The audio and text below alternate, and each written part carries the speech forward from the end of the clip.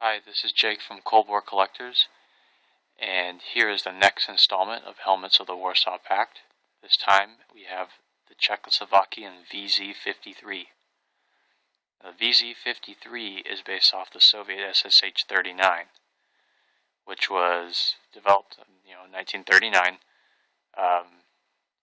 Uses a very similar shape shell to the SSH-40, which is most well known for being used in World War II and through a lot of the Cold War. It has just a different liner, but it fits in the same way as the SSH-39, so they use the same shell. This particular model right here is of the first variant of the is of the VZ53. There were three different variants. One, the early through the 50s and 60s, which is this one. It has the single leather strap. In the early 70s, they switched over to a 4-point leather harness, so point would come behind and make a Y on each side and come in. And then in the 80s, mid-80s, they updated it, basically with the same harness, but just changed the leather to nylon and then added a little leather piece underneath here to give more chin support. This model in particular is obviously of the original. I'll give a quick look around at it.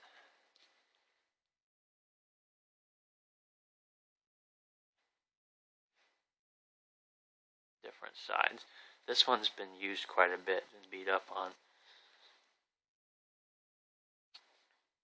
And I used to use this for my Red Army reenacting before I was able to find an SSH-40. Now,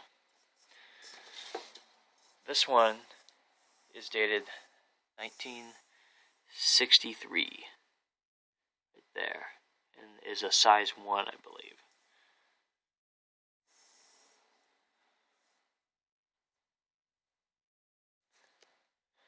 There's also another marking right here, but I'm not quite sure as to what this means. Anyway, this is the inside. It just a pretty basic leather liner, kind of like a pre-World War II type of liner.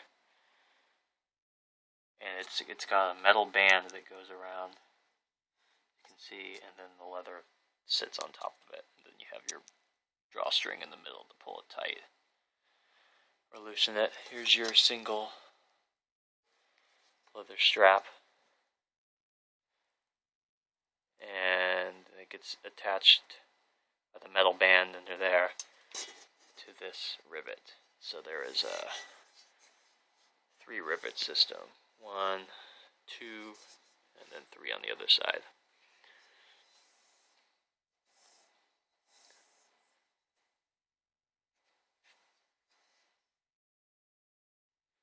It's a pretty simple helmet. To be honest, I don't really like it too much. I don't like the shape of this type of shell, the SSH-39 type. I like the SSH-40 more. It's just little differences, though. You'd have to put them side by side. But I don't like it as much. The liner isn't very comfy, and they never changed the liner anyways. They just changed the chin straps through the years. It makes a lot of noise if you barely touch it.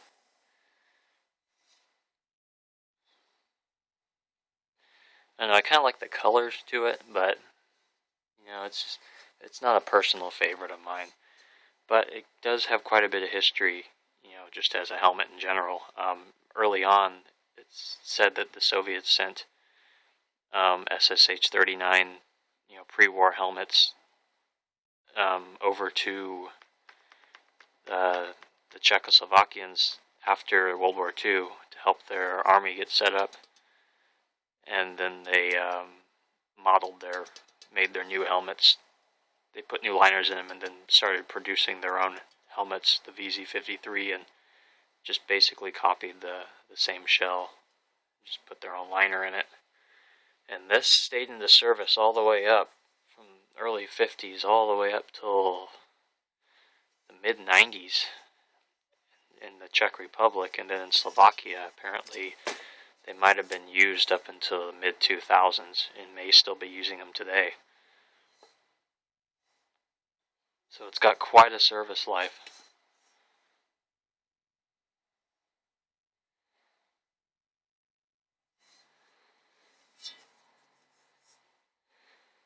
Okay. So that is the video on the VZ53. It's not quite as long as my Romanian one, but there's not a whole lot of information to be said about it. It's just kind of straightforward.